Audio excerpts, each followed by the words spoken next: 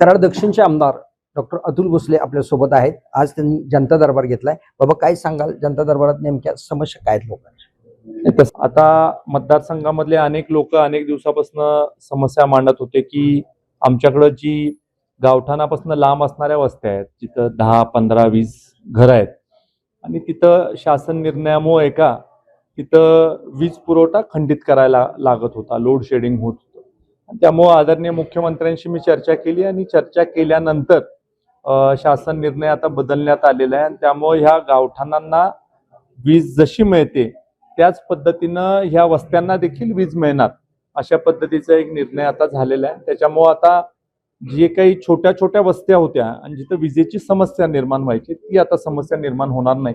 आणि संबंध मतदारसंघात खरं तर मतदारसंघच नाही पण पूर्ण महाराष्ट्रासाठी आमचे आदरणीय मुख्यमंत्री देवेंद्र फडणवीस साहेबांनी हा अत्यंत महत्वपूर्ण असा निर्णय घेतलेला आहे आणि त्यामुळे त्याचा फायदा हा 100% सगळ्यांना होणार. धन्यवाद बाबा. दिनकर थोरात, TV9 मराठी, कराड.